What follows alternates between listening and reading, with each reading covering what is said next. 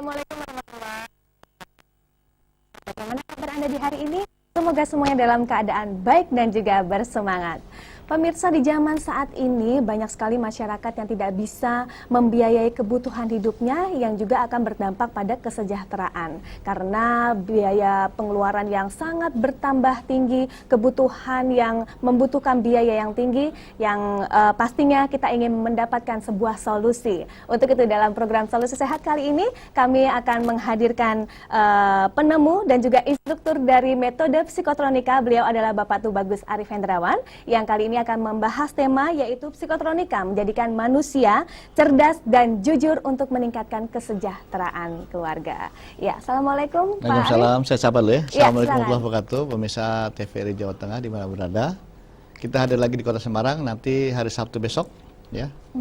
Nanti kita ada training psikotronika di Hotel Gracia Sabtu besok, mudah-mudahan bermanfaat buat masyarakat Amin. Semarang dan Jawa Tengah khususnya. Oke, baik.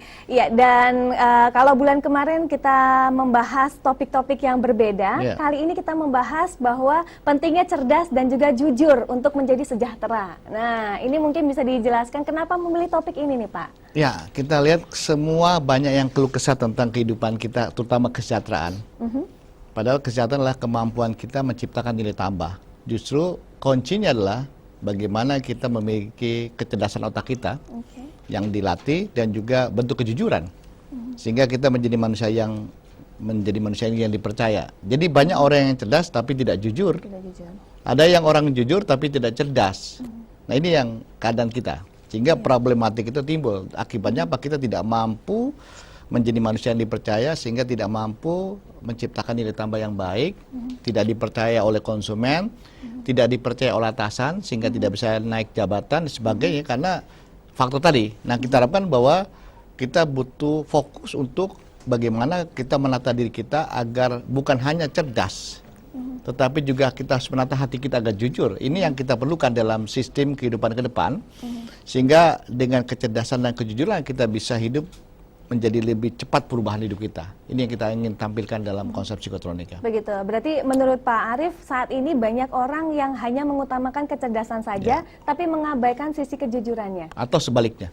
Atau sebaliknya, kalau jujur-jujur banget tapi tanpa kecerdasan akhirnya juga tidak akan meningkat, begitu Pak? Betul. Begitu. Nah, kalau kita bicara masalah kesejahteraan, tentu kita bisa dikatakan sejahtera itu adalah kaya, begitu ya. Kalau definisi kaya sendiri menurut metode psikotronika seperti apa, Pak? Ya, jadi saya katakan kita butuh kemampuan untuk menciptakan nilai tambah. Jadi kemampuan menciptakan nilai tambah lah mereka yang disebut orang kaya. Jadi bukan memiliki. Berarti bukan hanya memiliki tabungan, deposito dan sebagainya? Kalau deposito ataupun dia akan turun ataupun mungkin gampang ketipu, mungkin gampang dibohongi dengan investasi. Tapi bagi mereka yang cerdas dalam menciptakan nilai tambah itu disebut kaya. Kalau andaikan ada orang yang menciptakan nilai tambah 1 bulan bisa 30 juta, 40 juta, dia kaya dah. Karena tiap bulan dia. Betul. Itu akan terus ya? Terus selama hidup dia panjang, tiap bulan dia mampu menciptakan nilai tambah. Kalau orang punya emas 1 kilo, lama-kelamaan dipakai terus akan habis. Bahkan gitu ketipu dan sebagainya. Jadi di sini dalam kaidah psikotronika, kita harus mengasah otak kita agar mampu menciptakan nilai tambah tinggi. Jadi kemampuan, bukan aspek memiliki. Kalau kita memiliki, mungkin lambatan akan berkurang, ya. Tapi kalau kita menciptakan, nggak bisa habis dan terus bertambah. Progresnya ada gitu. Begitu. Nah, ini kaitannya dengan menciptakan nilai tambah ini yang tidak semua orang bisa, begitu ya Pak ya. Nah, kenapa nih kalau kita lihat ya banyak sekali kejahatan yang terjadi, itu karena orang memang belum sejahtera. Kenapa orang kok susah banget supaya jadi sejahtera sih Pak Arif? Ya, pertama tadi kita punya modal itu dalam bentuk kekuatan otak kita dan hati kita.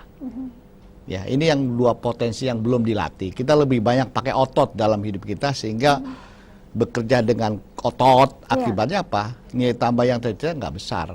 Tetapi kalau kita mampu menciptakan dengan kecerdasan jauh lebih tinggi, karena dia berpikir, ya, menciptakan sesuatu nilai tambah, ya, dan juga kejujuran supaya aspek-aspek nilai tambah itu meningkat terus dan dia terus dipercaya. Semakin banyak pelanggan, semakin banyak customer dia makin banyak otomatis. Itu kita harapkan. Kedua juga aspek andaikan dia bekerja dalam kehidupan sehari-hari, pimpinan pun akan menilai, dia akan memilih pegawai ya yang cerdas dan jujur, ya. Dan sekarang banyak sekali pemimpin kita itu udah sebel aja orang cerdas tapi nggak jujur. Nggak jujur. Ya, apalagi kadang-kadang ada orang yang jujur sekali tapi otaknya nggak cerdas, ini juga bermasalah. Ya, jadi dalam psikotronika diharapkan bahwa kita harus meyakinkan pimpinan kita agar kita punya kecerdasan, kejujuran, agar mampu menciptakan karir yang tinggi sehingga dia dapat dipromosikan, karena dalam etos kerja dengan kenaikan jabatan baru bisa sejahtera. Padahal kehidupan kita kan terus meningkat kan. Kalau hanya mengandalkan gaji tanpa jabatan ya sama aja bohong. Jauh banget kan antara pegawai dengan gaji manajer, jauh sekali. Karena kebutuhan hidup yang semakin lama semakin meningkat, tapi gaji tetap seperti Nah itu. itu, maka salah satu konteks tadi dia harus meningkatkan kemampuan karir dia. Paling tidak dia punya jabatan lah. Karena di dalam konteks perusahaan itu kalau nggak punya jabatan ya jauh banget, nggak bakal disejahtera. Begitu, Ya. baik. Nah ini kalau tadi kita bicara tentang orang yang cerdas dan juga jujur, itu adalah kayaknya kalau zaman sekarang itu makin sulit untuk ditemukan ya. Terbukti ada kasus-kasus di televisi yang selalu kita ikuti. Nah kalau menurut Pak Arief sendiri, bagaimana dari kacamata Pak Arief tentang pendidikan di Indonesia? Tentang apakah sudah balance tuh yang diajarkan dari cerdas, akademik, dan juga Ya, kejujuran? sebenarnya akar masalah hidup kita hanya satu sebenarnya, karena kita belum positif. Kalau hidup kita belum positif, otomatis tidak akan tumbuh yang namanya kecerdasan. Oke. Dan tidak akan ada tumbuh lagi masalah kejujuran. Karena hidup kita negatif, yang timbul adalah kelicikan, yaitu licik dia. Jadi akalnya akal licik. Jadi dia mampu menciptakan nilai tambah dengan cara korupsi, manipulasi sebagainya. Bukan cerdas, licik. Cerdas Karena- dalam arti negatif. Negatif. Kecerdasannya Ya. dipakai untuk hal-hal negatif. Makanya dalam psikotronika perlunya suatu basic hidup kita selalu dalam hidup positif. Di dalam psikotronika kita ada 5 sistem positif yang harus dilatih menjadi pribadi yang positif. Pertama, kita melatih selalu berpikir positif. Berpikir positif. Ini nggak gampang nih. Betul. Kedua, bertutur kata positif baik tulisan maupun lisan. Ini menyangkut akhlak. Ketiga adalah perilaku kita. Kalau perilaku kita positif, otomatis orang akan melihat kita menjadi pribadi yang baik. Yang keempat adalah nafkah kita. Kalau nafkah kita negatif, otomatis tubuh kita akan negatif, sehingga asupan-asupan energi yang kita makan melalui nafkah akan negatif, Itu berpengaruh ya. berpengaruh terhadap otomatis. perilaku kita dan hati kita. Hati dan juga keluarga kita ya. Betul. Yang keempat adalah pergaulan. Pergaulan menciptakan teman yang positif. Nah, ini yang merupakan dasar yang kita bangun supaya tubuhnya positif. Kalau kita sudah tubuh kita positif, akan tumbuh namanya kecerdasan akan muncul, kejujuran akan muncul. Jadi mustahil lah kecerdasan dan kejujuran muncul kalau kita masih negatif. Tapi memang basicnya kalau kita di pendidikan ya, dari mulai SD, SMP, SMA, kita memang dituntut supaya nilai kita bagus untuk akhirnya mencari sekolahan yang bagus pula. Dan nggak sedikit akhirnya anak-anak itu mencari cara mungkin pertama kali ketidakjujuran yang dilakukan mungkin mencontoh. Sulit, kekecilan. jujur, karena apa? Pertama, anak kita dibangun, dibiayai, dinafkahi, dikasih makan dengan nafkah yang haram. Sehingga anak kita tumbuh dari bayi, susunya haram, pakaiannya haram, makanannya haram. Jadi mustahil dia akan tumbuh jadi orang baik. Yang kedua adalah tadi perilaku contoh yang diterapkan di dalam keluarga.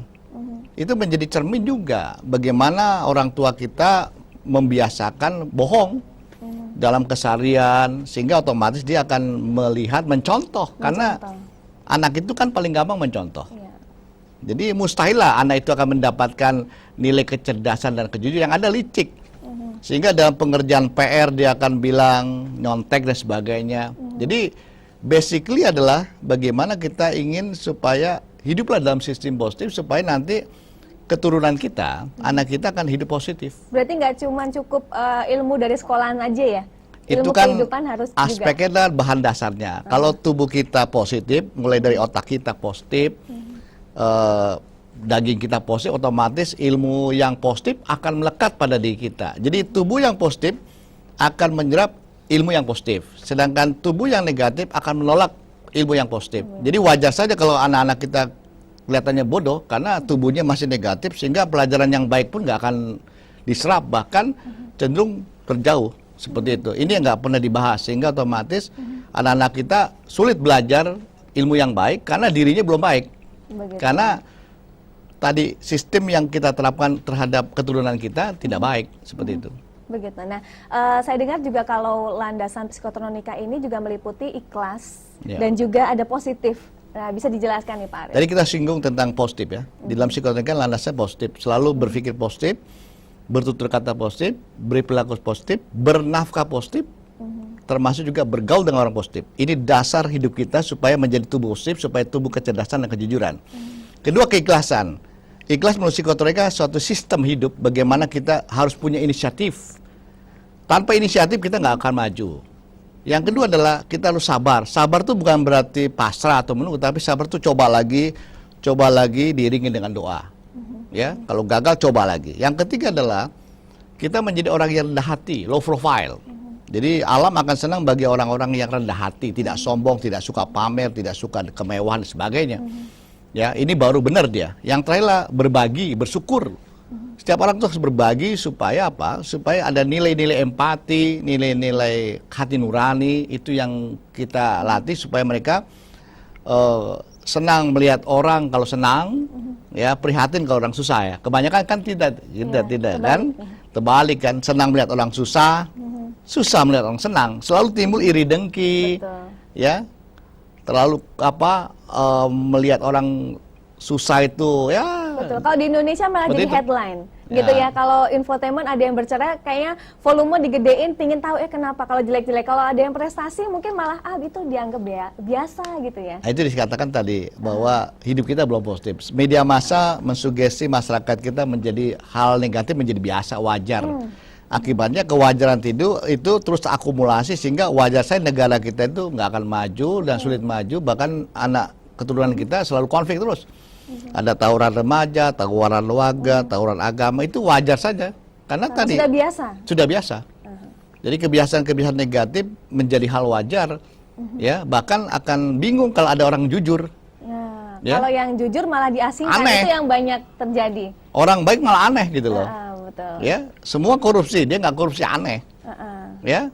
Itu yang terjadi di negara ini, diharapkan dengan konsepsi kita kembali kepada kitoh kita. Jadilah orang positif, supaya kita ingin membangun sistem positif di dalam alam semesta seperti ini. Berarti kecerdasan dan kejujuran itu hanya akan terbangun ketika kita bisa berusaha untuk hidup positif. Kita akan lanjut lagi dalam metode psikotronika setelah yang berikut ini.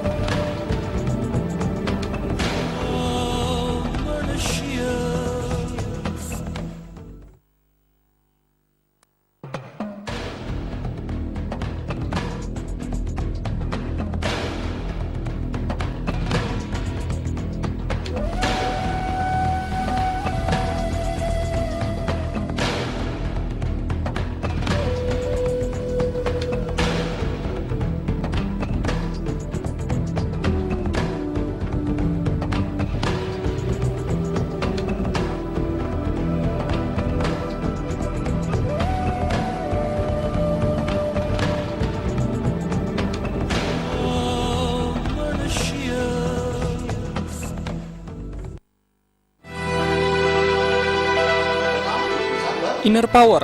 Ya, inner power merupakan kekuatan hati nurani yang memang masih belum begitu banyak dikembangkan oleh manusia. Sejatinya, hati nurani merupakan kekuatan yang potensial yang akan membuat kehidupan manusia menjadi lebih baik dan lebih mudah.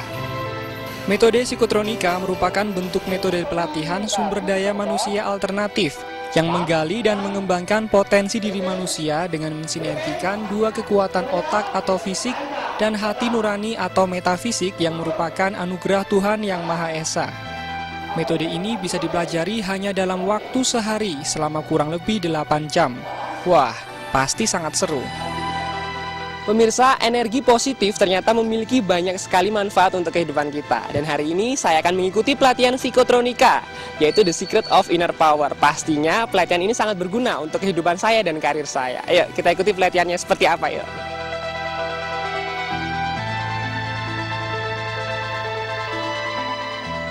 Beginilah suasana pelatihan manajemen Inner Power Psikotronika yang diselenggarakan dalam ruang tertutup di salah satu hotel di Kota Malang. Konsep metode pelatihan secara sistematik mulai teori, latihan dasar, uji energi, dan praktek aplikasi. Awalnya peserta mendapat pembekalan teori tentang Inner Power. Pentingnya mengasah kemampuan hati nurani agar bisa menjadi pimpinan dalam memutuskan sesuatu di dalam hidup. Melalui hati nurani, manusia mendapat petunjuk dan ilmu Tuhan yang akan dijadikan pedoman hidup. Di dalam proses materi S1, kita mulai dari konsep ya, tentang bagaimana sumber daya manusia, kekuatan potensi manusia. Kedua, di mana kita akan latih mereka inner power dia supaya aktif, lalu dikembangkan dan dimanfaatkan untuk memiliki 3 kemampuan, yaitu aspek keamanan, kedua aspek pengobatan diri, dan nanti akan menjadi pengobat, dan juga aspek tentang bagaimana dia mampu menunjang bisnis nanti. Nanti kemampuan ini akan kita berikan sebagai dasar agar nanti setelah lanjutan S2 dia lebih fokus ya untuk pendalaman sebagai pengobat alternatif atau sebagai pebisnis atau sebagai keamanan dan sebagainya seperti itu. Pelatihan psikotronika mengubah pola pikir yang salah selama ini. Pelatihan ini memberikan konsep berpikir yang benar dan efektif, agar dalam melangkah berdasarkan konsep yang rasional dan melibatkan hati nurani dalam setiap proses berpikir. Dengan pola pikir yang benar, kita bisa fokus meraih prioritas yang menjadi tujuan hidup.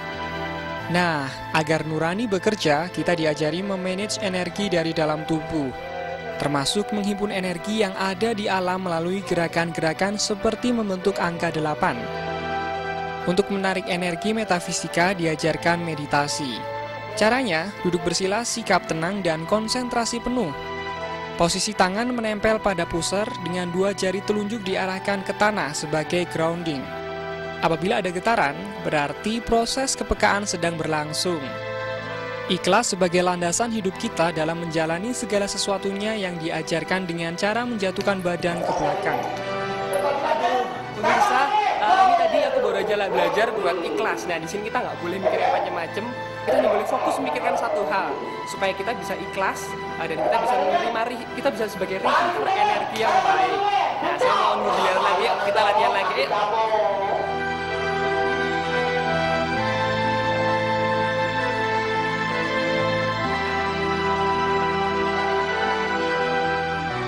Nah, kalau yang ini merupakan bentuk sugesti terhadap diri sendiri. Para perokok ini mensugesti dirinya untuk berhenti merokok. Hasilnya seperti apa ya? Nah, pemirsa sudah pernah dengar kata sugesti.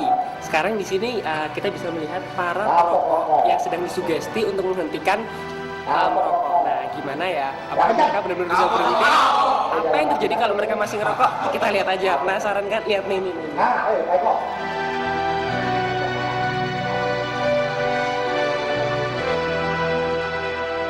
Ups, nah loh, sudah tidak enak lagi ternyata rokoknya. Kalau yang ini saya disugesti gagu. Benar-benar sulit berbicara. Pelatihan S1 juga mengajari kita untuk menyembuhkan diri sendiri maupun orang lain.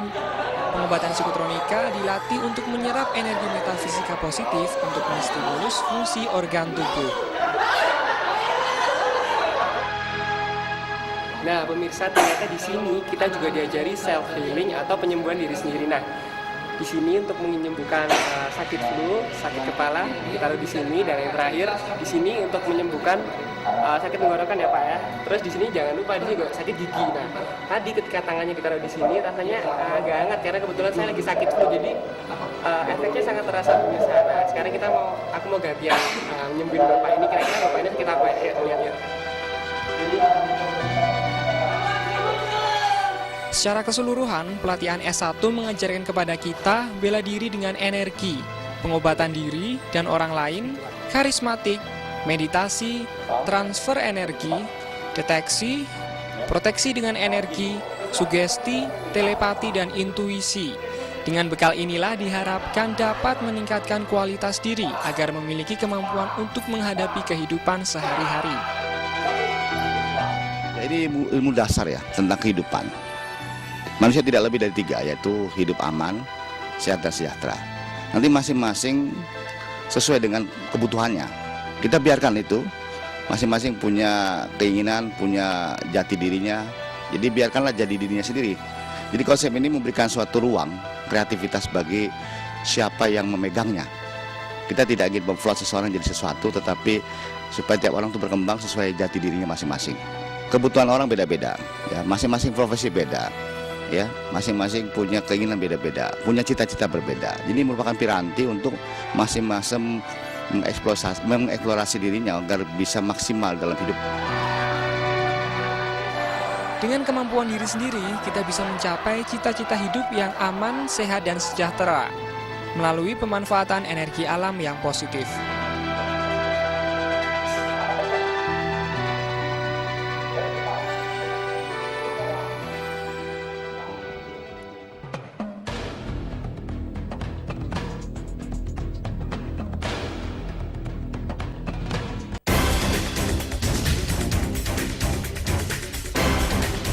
Oto Bursa TVRI Jawa Tengah, sarana promosi jual beli mobil bekas baru.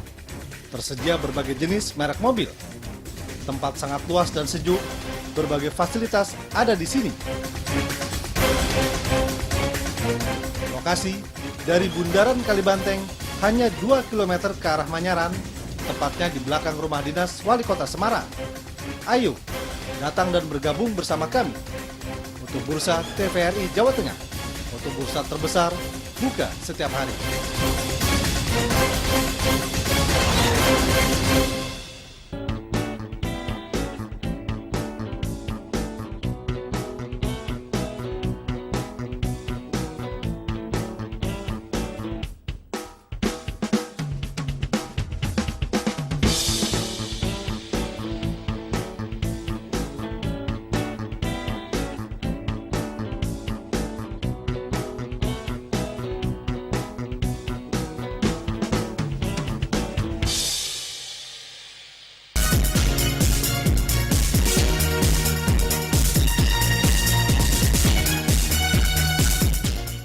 Terima kasih pemirsa, Anda masih setia bersama kami dan hari ini kami membahas tentang metode psikotronika yang mengutamakan kecerdasan dan juga kejujuran untuk mendapatkan kesejahteraan dalam kehidupan. Dan sudah hadir di samping saya ada Bapak Tubagus Arif Hendrawan. Beliau adalah penemu sekaligus juga instruktur dari metode psikotronika.